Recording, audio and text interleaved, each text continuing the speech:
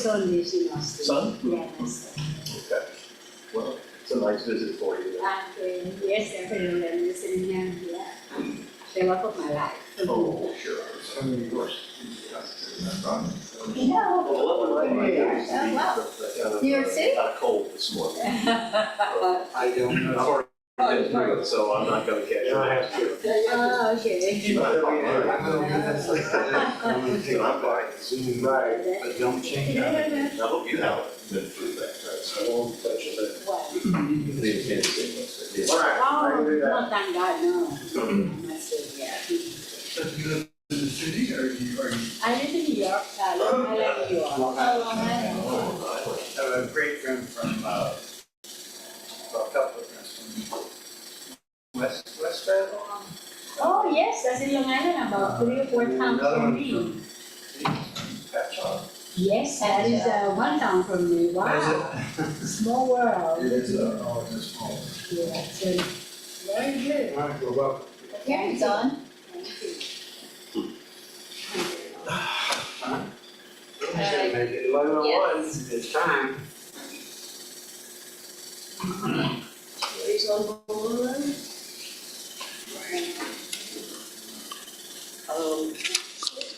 You can sit back here, or you can sit on the front row, or we're comfortable. All right. Good morning. Welcome to the Center for Spiritual Living, Central Texas, where we think more expansively, love more completely, and live more joyously. Yeah. All right.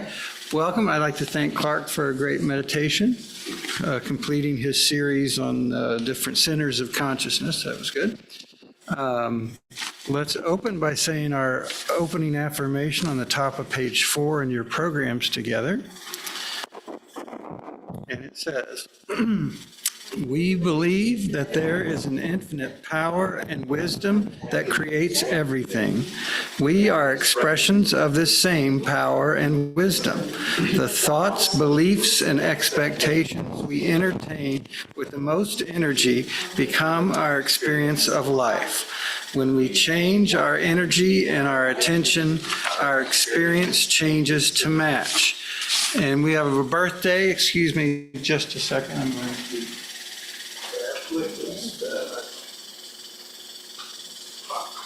I have a birthday on Friday for Renee Amos. Oh, good. Yeah, so she is. We are celebrating her. Today we celebrate Julius Caesar, Bob Crane, who Tom was talking about earlier from Hogan's Heroes. That was my dog. We watched that show, so our first dog was named Hogan. It's a little beagle. It was cute. And Patrick Stewart, Harrison Ford, Cheech Marion, Spud Webb, and Leon Bridges, who you hear all over Sun Radio.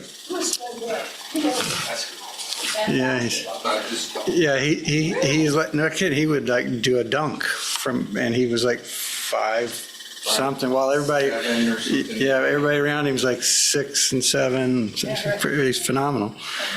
And he broke the mold of who was acceptable to be in the NBA. So it's cool. Our Thursday book study is on the year with Rumi, so we'll continue that. It's a great, even if you're not able to attend on the Zoom platform on Thursday nights, the book is great because it's very rich in material. We met for probably like an hour and 10 minutes, and we covered 4 pages. So there's maybe 5, I don't know, 4 or 5. But it's there's a lot to it when you just learn to sit with it and let it. And our Beatles month is starting in 2 weeks, where all the talks will be based on Beatles lyrics, and some of our friends will come in and perform Beatles songs as well. All right. So let's invite Clark to come up and do an opening reading and treatment.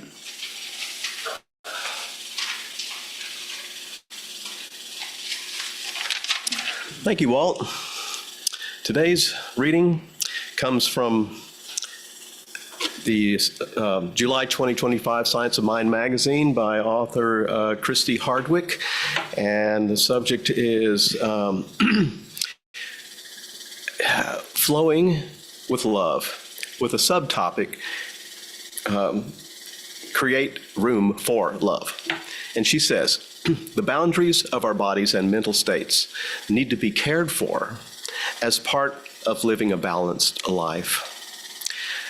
How do I cooperate with the flow of love and let it deepen and widen me? Every day I meditate to calm my nervous system and center it on peace rather than anxiety about the world we live in. This is my first step.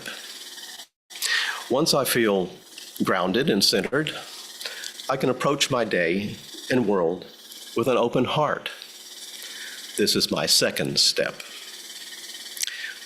Whatever flows into my day, I accept and do not resist, even and especially when it's not what I expected or desired. So taking that into quiet mind, let us know that this presence that is all knowing, all existent, and all powerful is our identity. It is what and who we are. One mind, one life, one power, all divine. And that mind, life, and power is what we are. Even in these times when there seems to be so much sadness, so much blame, so much anguish, so much distrust, we individually recognize that there is much beyond those energies. There are higher vibrations available to us simply by the declaration that we know beyond faith. Faith is where it begins, and knowing is where it continues. And this is our power. This is our diamond, brilliant consciousness, polished with every word of alignment that we use to recognize ourselves as that presence, as that perfection in action. For we are perfect, whole, and complete, as we say every Sunday and every day of the week to ourselves. It's true. And we take that truth and live it. And it becomes our guidepost. It becomes our reality. For it is real. It is the unseen making itself manifest in our experience. So I give thanks for that which exists to guide, protect, and enliven us. I give thanks for the power of our word to direct the energies of law in alignment with our word that corresponds to our word perfectly, and all of the metaphysical laws in action upon our word. And knowing this is so, I release it and accept it, love it, and grateful for it, knowing that it is now our experience together and individually. I release it completely, and so it is now. And now it is my pleasure to introduce a first-time musician for us in our experience, Mr. Tom Meany. Meany? Thank you. Tom Meany. Everybody, give him a warm welcome.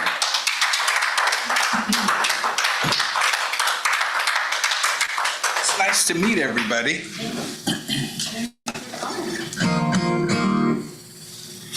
So if you don't mind, I just have a question, because not having been here before, typically is it the person sitting in this chair gets introduced and sings a song, or do they talk about anything, or we just sit down and go? Okay, good. Introduce yourself. I appreciate that. So in being a little bit of unfamiliar with the setting and having kind of a way that this thing for me goes every time, I decided just to keep it positive and upbeat. So sometimes my musical sets aren't comprised of that, and you'd be surprised at what people really want to hear, but sometimes it's not the same thing as the message I would like to put out there. So for that day. May all your dreams come true. May all your troubles be light. Lay your head down to sleep and leave your worries with the night.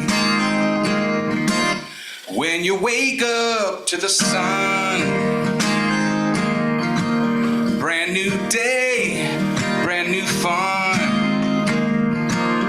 Don't you worry about what's not. Do what you can with what you got. It's not always bright. Sometimes you feel all alone, and I'll lift you up when you're sinking like stone. When you dream of something great, remember right before you wake, hold it tight and close to you. Maybe you can sneak it through. You got something you can feel, something big and something real. It's all because of you. And maybe you can sneak it through. It's not always bright. Sometimes you feel all alone, and I'll lift you up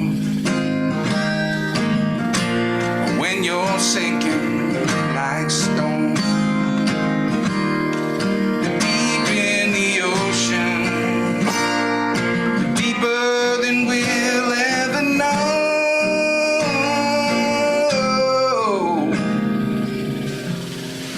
I'll lift you up when you're sinking like stone. When you're sinking like stone. Wow.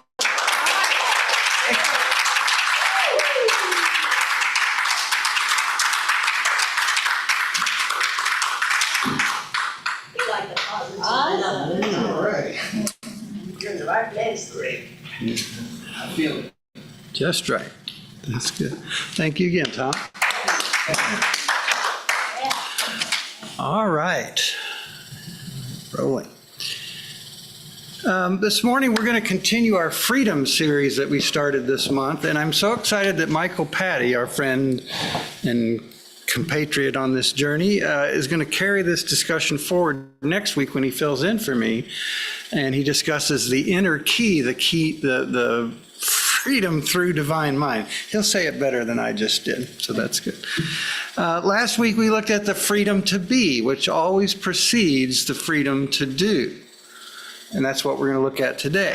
And just like anything else in our life, we have to get a good understanding of our current circumstances and our resources and stay objective enough to decide which direction to send this infinite divine creative intelligence, power, and possibility that we're directing in each and every moment.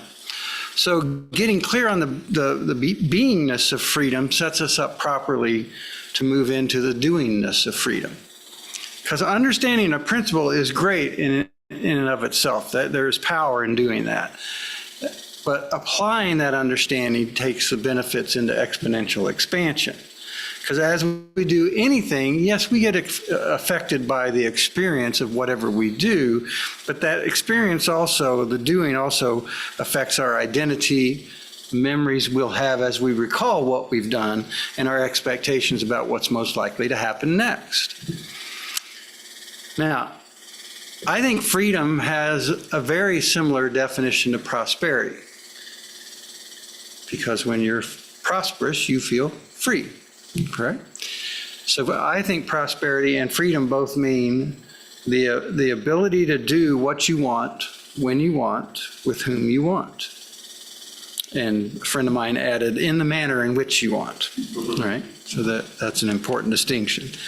But there is a big difference between knowing about freedom or wisdom and applying that wisdom. And we've all experienced it. There's a difference between knowing what freedom is and expressing yourself freely.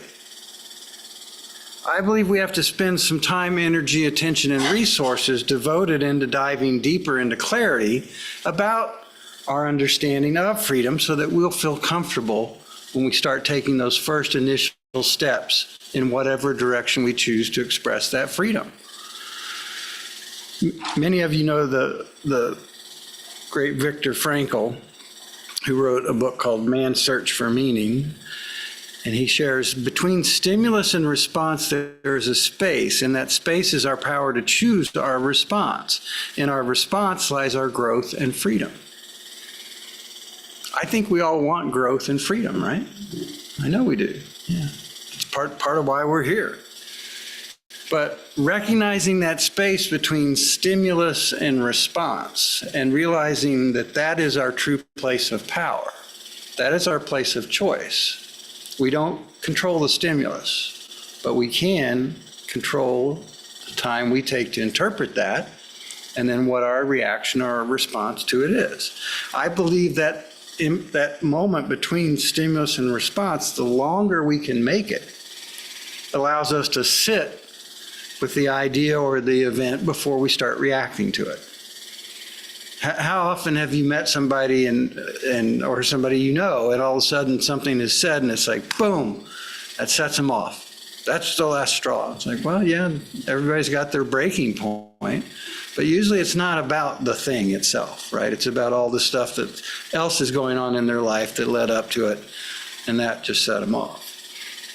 And I learned something, many of you know Serenity Owens, who was a member here for many years.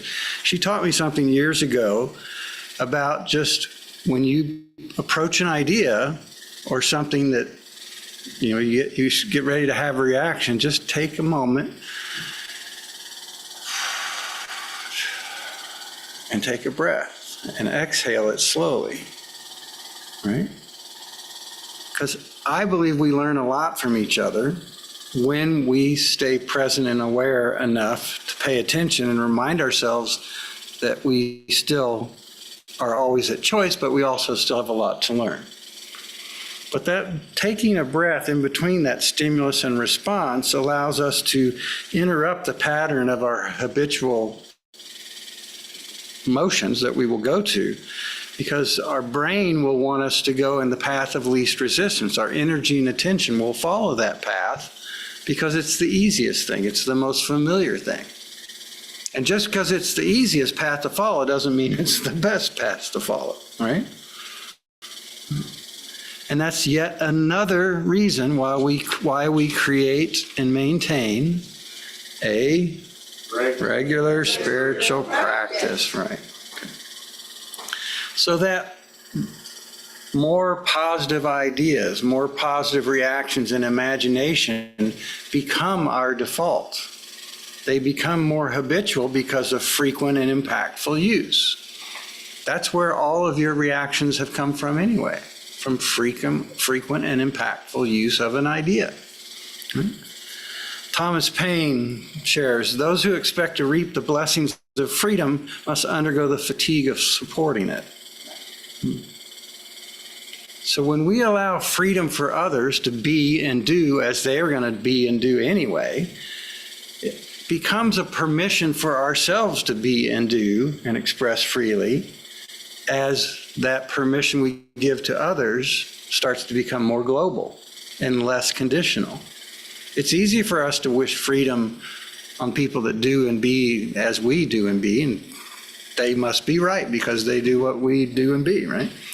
But just as anything else we focus upon, whether it's an internal focus or an external focus, it becomes more prevalent and substantial in our life and in our awareness and our experience as we return to it and we expand upon it. And that means supporting the freedom of others that to do and be perhaps what we don't find desirable or what we might even find distasteful. And we have to remind ourselves in an infinite universe, there's never only one way to express whether it matches our preferences or not. And if we want freedom for ourselves, just like when we want anything else for ourselves, love, prosperity, health, success, the way we start focusing upon it is desiring it for others. You must first give in order to receive, right? That's what that's about. And we have to give it to others around us, even if we don't agree with and can't even begin to imagine the logic behind their actions or their conclusions. Let me ask you this. Why does a musician or a dancer or a gymnast or an actor practice and rehearse? So that they'll perform better the next time, right? Until you try something, observe your mistakes, don't beat yourself up for it, and say, okay, I can adjust this a little bit here and adjust that a little bit there. And the next time you do it, it will be more fluent, or it'll be more what you're trying to express in the first place. That's the exact same thing with the regular spiritual practice. A regular spiritual practice is a practice. It means it's something that we do, regularly and consistently, but it's something that we do and get better at, right? Because we want to play or perform or express better the next time we try something. That's the power and the promise of a spiritual practice. That as you do it, whatever it is, however you choose to do it, as you do it, you get better at being a little bit more present and aware in the living of your life. Living all the rest of your life, being able to be a little bit more present and aware in your daily activities, to be a little bit more mindful in your daily activities, be a little bit more peaceful and intentional in your daily activities, to be a little more expansive and life-affirming in your daily activities. As you translate and transfer the expansiveness you feel by doing the spiritual practice into your sense of possibility and expression in every moment of your life. So I was thinking about this week. I was like, why do we do this? Why do we pursue spiritual ideas and practices and things? Because there's plenty of other things we can do. It's not for lack of opportunities for other things. There's other people we can do it with, right? Other places we could be. But by doing this here, and by here I don't mean here, because the doingness of this is not limited to this space, because we've been, over the years, we've been many other places than this, right? But by doing this here with each other, we all experience something. And it's different for each one of us, different areas and levels of transcending whatever we desire to transcend, but there's some benefit. Sometimes that benefit is tangible, but most of the time I think it's intangible. And I believe it must be working to some degree because we keep coming back and we keep doing it and we keep returning to this.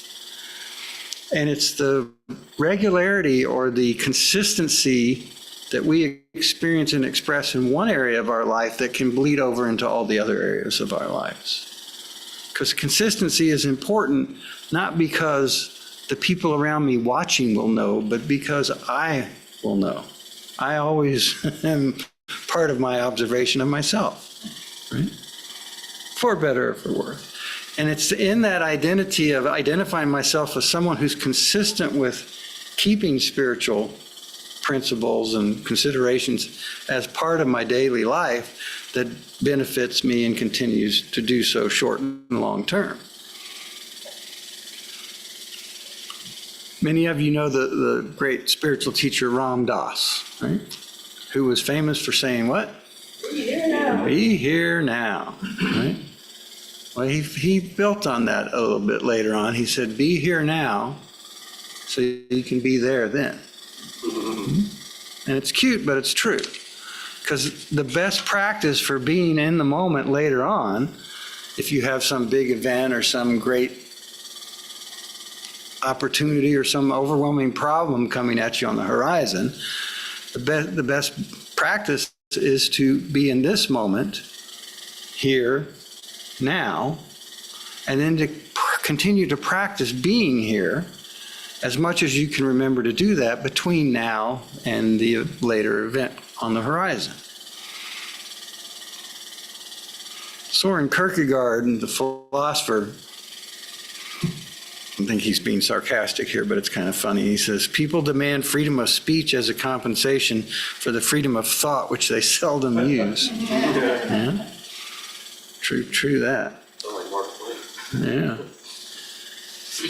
But we practice so that we know that if I don't get all the way there, wherever there is at the moment, I still feel better about my effort and my results. And I still learn what needs further attention and practice. And again, same thing with our regular spiritual practice. We do it so that when future moments arrive, whether those have great opportunities or great challenges, we're in a better, more spiritually aware position to process and navigate whatever it is or whatever it isn't. So I practice now so that I'm prepared later. Because later on, when that moment gets here, I cannot anticipate all the variables that will be present in that moment then, and all the permutations of those variables then, and all the other things that have gone on earlier that day that affect my mood, that affect my awareness, affect my belief in my ability to express myself as completely as I'd like. So we practice now to be present later, to identify ourselves as ready and adjust and adapt to whatever is or whatever isn't compared to our expectations. And that flexibility really comes from being flexible enough to let go of your plan, which is really nothing more than a preference. But we have to let go of a rigid idea of how it's going to be, who's going to be involved, what's going to happen, and all that, in order to make way for what else is possible. There's nothing wrong with having a plan, kind of an outline of your desire, so you know which direction you want to go and how to adjust as you go. But never stay so married to it that you can't be flexible and adjust and bring forth a greater expression and experience for the benefit of yourself and all those involved. And I was thinking about it this week. When do we feel free to love? I think that is moments where we feel safe and included and accepted and appreciated. It's easier to love in those times. But if you've been continuing to practice your homework that I gave you several weeks ago, just emanating love as you walk through any store, in the midst of any time you spend during the day, and emitting that love without an object to focus upon, without consideration or hesitation, just emitting love, right? You'll start to shift your paradigm of love from waiting for the appropriate time or finding the appropriate object to just being like the sun and allowing your love light to shine out on everything and everyone unconditionally without anybody ever knowing what you're doing. Because it's not about what they do and whether they recognize and whether they reciprocate. It's about your consistency and your loving. So you don't have to wait for a connection with another person. You don't have to wait for permission or an opportunity or the planets to align or what other justifications and conditions we can come up with. See, the homework that I provide to you or assign or suggest, however you like to think about it, it's not just for that week. It's really more of a spiritual practice prompt, like a journal prompt, right? To get you thinking, get you paying attention that may lead you into starting a new practice, okay? That will be quite beneficial to you, but it'll also be beneficial to all of us around you. So we all encourage you to pay attention to those homework assignments and choose the ones that work for you and resonate with you and add them into the mix or your top 40 rotation. So when you're lost in love in those initial days of complete infatuation and everything's right with the world, right? And hopefully continuing on for some time to come. When you're in that infatuation stage, you feel absolute freedom. Why? Because you're focusing all your energy and attention and imagination on them. So if you're doing all your energy and attention and imagination on someone else, what are you not doing? Focusing upon my problems and what's wrong with my life and who did X, Y, Z and who did X, Y, and Z, right? And it works in that situation, so it will work in all situations because it's just the way our brains are wired. When we focus, and I mean when we really truly focus on one thing, our subconscious mind starts to pay attention and bring to our attention things and ideas and opportunities that support that idea or that identity. And that's just the way it works. And we can use that same process that we're always using all the time anyway, more intentionally to create positive change for the better more consistently. And that's really what we're doing in spiritual mind treatment.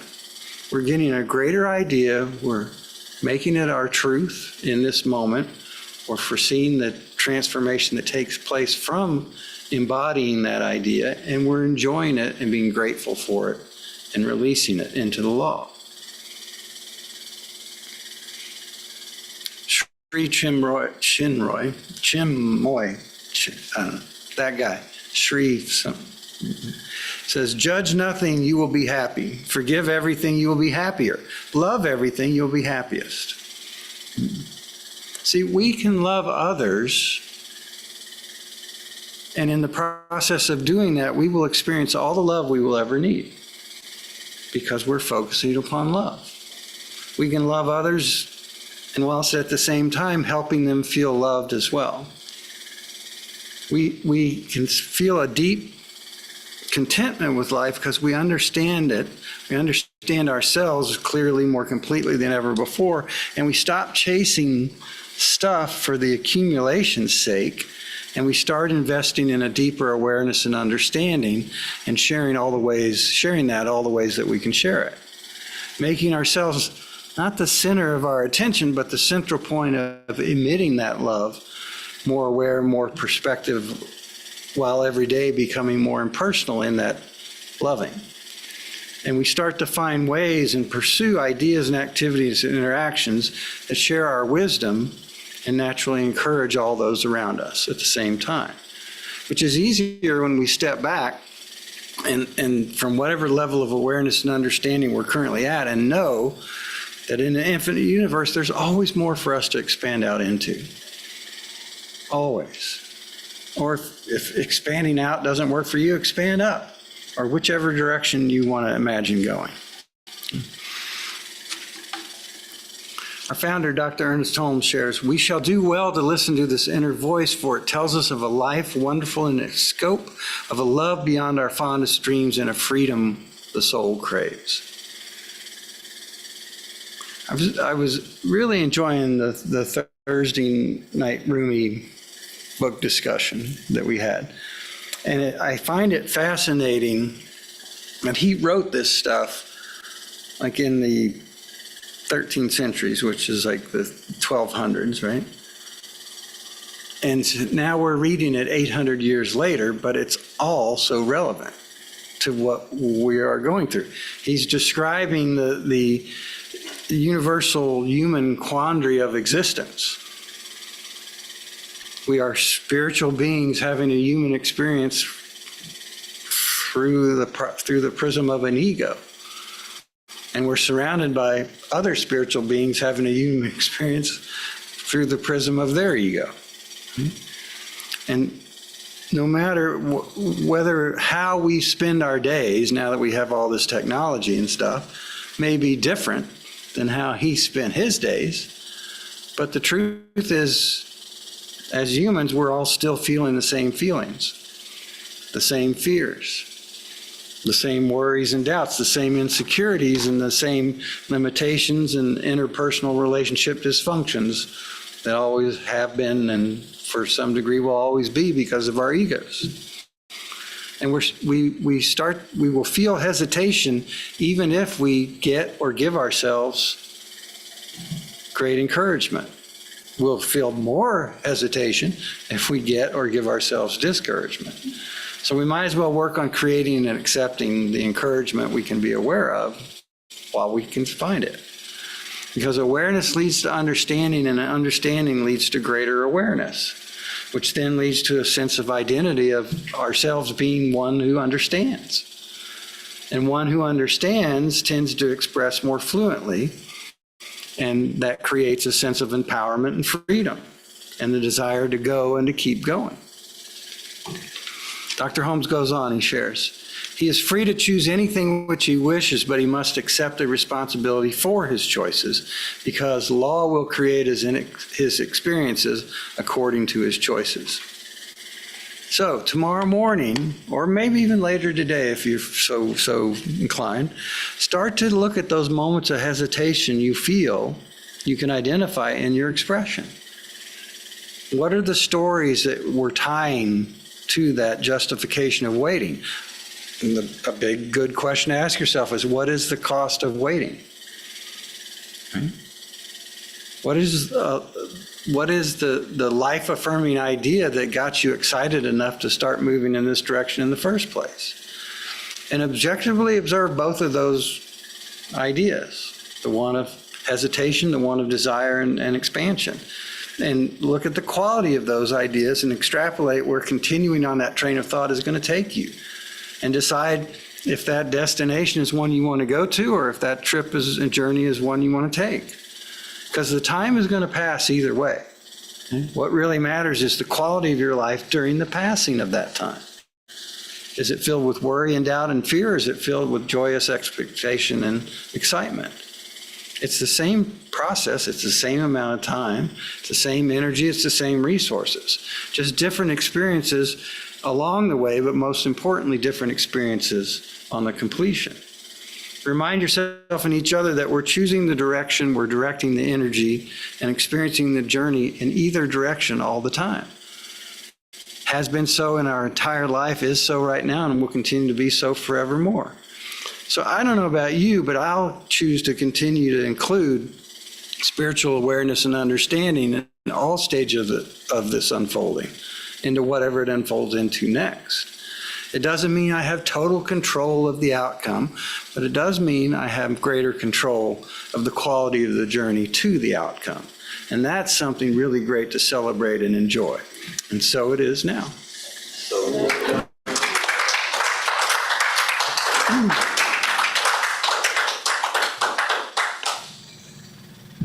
All right, thank you very, very much. Let's look at our weekly affirmation, which is on the top of page 6 in your programs. And we'll read this together. It's also on the little card over there by the door on your way out. It says, as I observe freedom as a part of this life, I remember that I am free to choose to identify myself, free to be me, to express me, to share my best. There are no limits to life's ability to express itself. Anytime notice limitation, I choose a more expansive idea to focus upon. All right. So let's give ourselves the gift of our good attention. Maybe take a deep breath or two, or close your eyes, or reposition your physical form and just allow yourself to be present. Be aware. Be open and receptive to this greater idea of who you are, all that you are, how you are in this moment, and all the expansive living that's available to you eternally, because Spirit is providing that in each and every moment to itself by means of us, individualized in this moment. We realize that from that infinite possibility, there is a sense of freedom. It's a natural part of this existence. And we remind ourselves that we are as free as we choose to be, as free as we choose to identify ourselves, as free as we choose to express. We are authentic in our expression, and that being authentic creates empowerment, which encourages us to try and to keep trying, to go and to keep going, to do and to keep doing, to be and to keep being, to express ourselves and share our best with whoever is before us in the moment,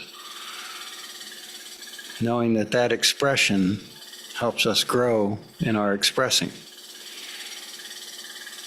Life is unlimited in its ability to express itself, and as individualizations of that, we remind ourselves of that truth about ourselves as well. Anytime we notice limitation or restriction or hesitation in our expression, we can just freely choose another idea to focus upon and start moving in that direction at any moment. We love this wonderful teaching and all the ways it shows up in our lives to remind us of the wonderful spiritual principles and the tools we learn here to express and direct those spiritual principles. We love this community of like-minded individuals that love and support each other in all the ways we do that throughout the week. And we love this beautiful day and this beautiful life, this beautiful time together this morning. And we celebrate this time together and these ideas that spark new ideas within us that we take with us forward from here and continue that spark moving forward from that expression of freedom and empowerment. Loving it all, we release it completely and to the law of cause and effect and let it be so, as we know it is already reflecting back to us in new opportunities and new ideas, new interactions and new possibilities. Loving it, we release it, as we say together. And so it is now. All right. All right, and now we come to the time where we support this wonderful work we're doing together. We take the value we receive from the world for the value we bring to the world. We pass that along with love and appreciation. As we do that, let's say our giving affirmation on the middle of page 6, and it says, "Divine love consecrates my gifts. They go forth to heal, to bless, and to prosper. They are evidence of my commitment. They do their good and perfect work and return to me multiplied abundantly. And so it is now." All right, and Tom's going to come up and do a couple more songs for us. Are you performing anywhere we can come see you? Or? I don't have anything scheduled yet. I had my last big show was about a month ago, and now it's revamping. Okay. Well, I had the same thing here on your wrist with the thing. And, technology is... Well, it's cool. I was telling a friend of mine, I had a valve replacement from a birth defect, and I was talking with a friend who's going through that, and I said, isn't it wonderful that we're monitored enough and we have availability to find out there's something either needs to be attended to or something can be adjusted, right. and instead of just falling over one day, which is what used to. So on that note,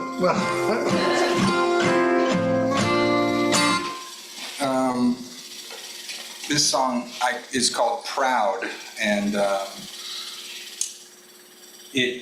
You just brought up something we were talking about earlier, and I wrote this song shortly after I had a heart surgery, and it made me think about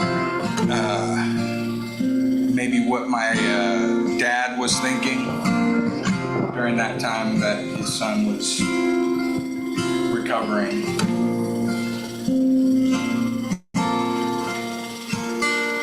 I like to watch you do everything you ever dream. Dreams like a movie scene, and I'm gonna buy the first ticket that they sell to watch you shine, to watch you give them hell. 'Cause it's been so hard, you questioned your goals. Now it's your heart and your soul that got you this far, and I'm so proud.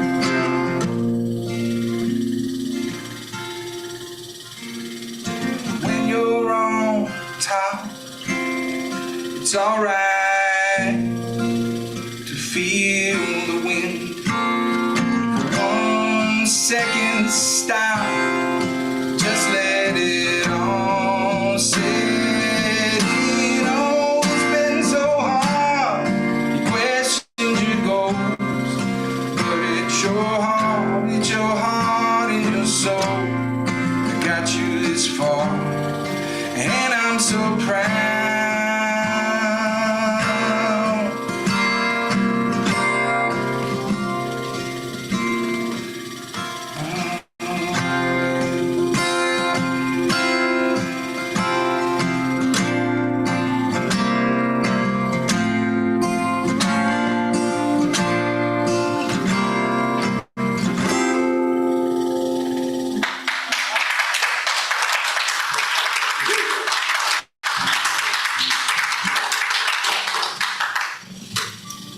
You had said something earlier that I was so happy that you said, because it really catches the spirit of this song. That it's called "Hi, How Are You?" And there's a little ode to Daniel Johnston, the Austin artist that did the mural out on Guadalupe that stands by itself now, without a wall, without a building attached to it, just that section of the wall.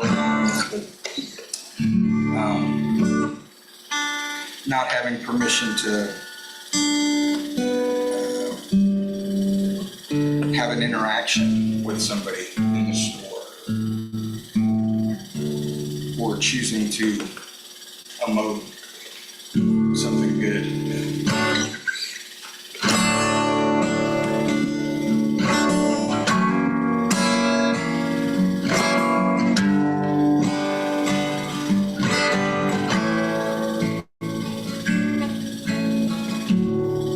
Some people say that I look funny. Must not be from around this place. Purple skin and buggy eyes, and I'm from outer space. I'm from outer space. The heads are down as I cross the road.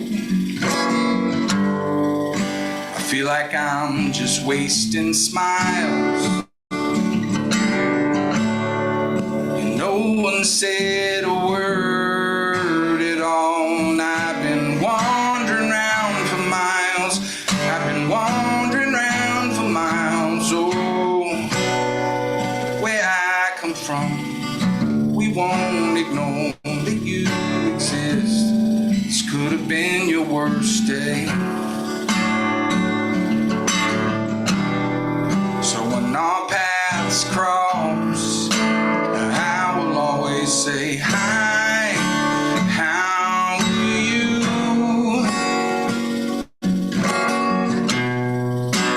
Hi, how are you? Yeah. Hi, how are you? Hi, how are you?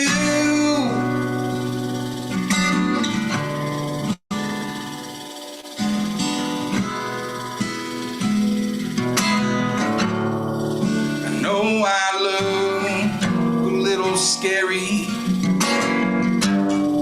My arms are long and they touch the ground. I use these arms to hug my son and daughter and my mom and my dad when they're in town. So if you pass me on the street, I promise I don't mean you any harm, no. That has everything to do with how I was raised. 'Cause I got Southern Martian charm. I got Southern Martian charm. Oh, where I come from, we won't ignore that you exist. This could have been your worst day. So when our paths cross, I will always say hi, how are you? Hi, how are you? Yeah. Hi, how are you? Hi, how are you?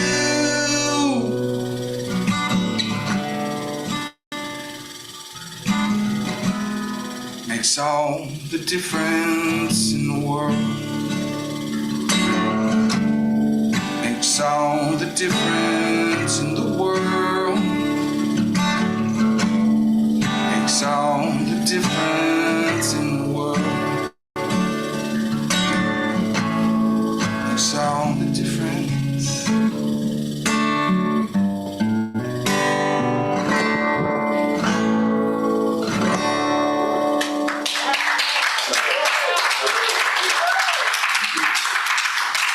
Thank you all for having me here. It's really cool to be a part of it.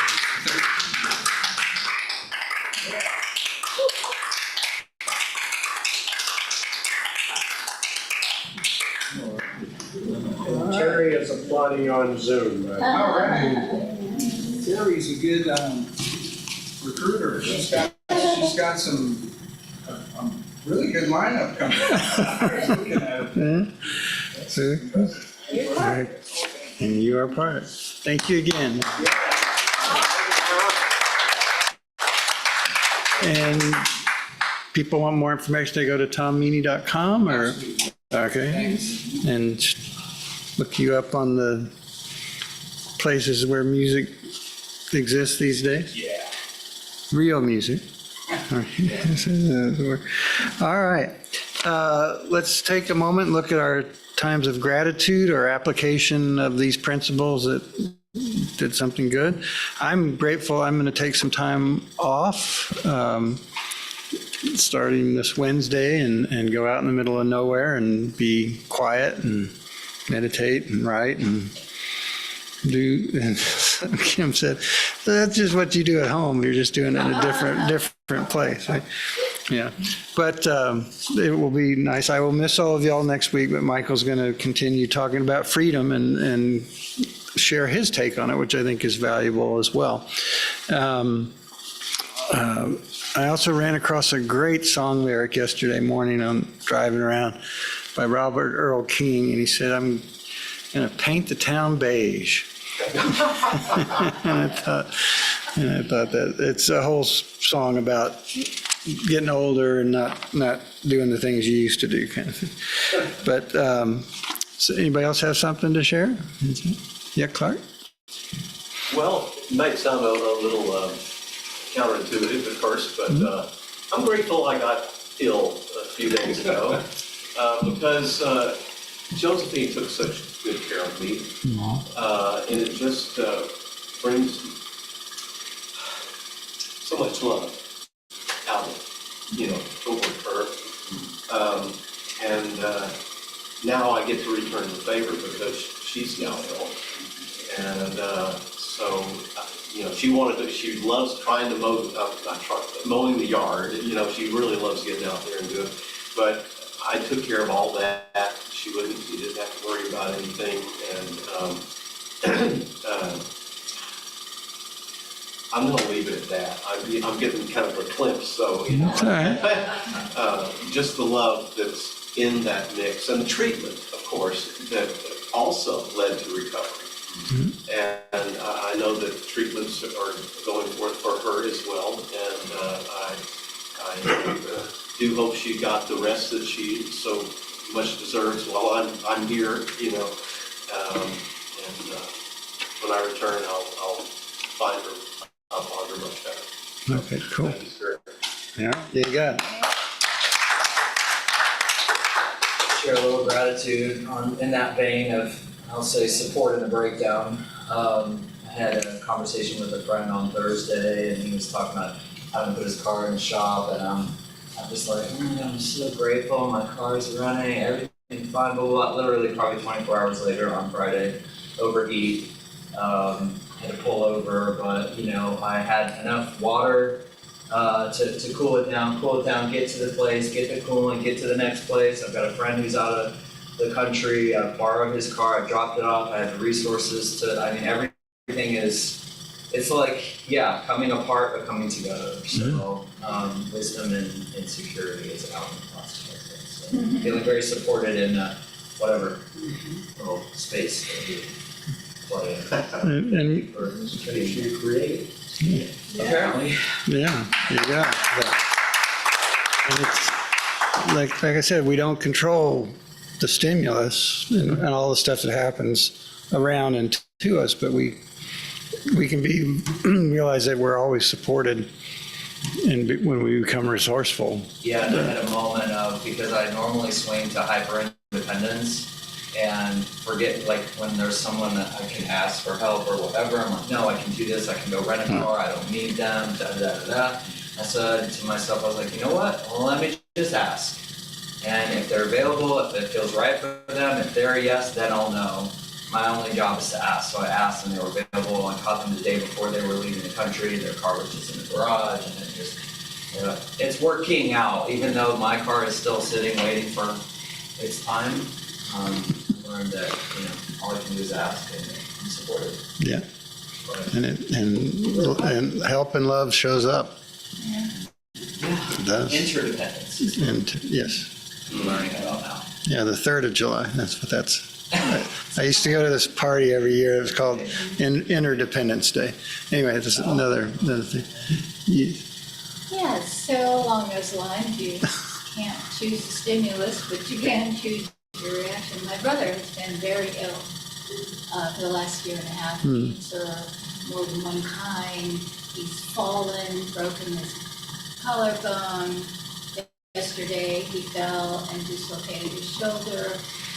It's been, one thing after another for him, and I noticed how judgmental I am about his lifestyle choices, and finding myself, getting kind of upset about that and angry, and because I think you can do something about that, But I decided, and I have been using that homework a lot, and so not only did I use that, but I also read this book. Tom and I read this book called The Let Them Theory. Yeah. Have you heard of it? Yeah. Mel Robbins. Pretty good, yeah. But it's not like, just let them do whatever they want. It's let them and then let me. So I decided that I could just stand in that place of love with him and just send that out. And after our conversation yesterday, and this is uncharacteristic of him, I could hear him in the back say, after I said, I love you.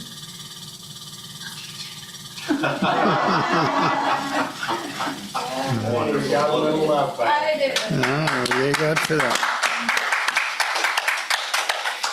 All right.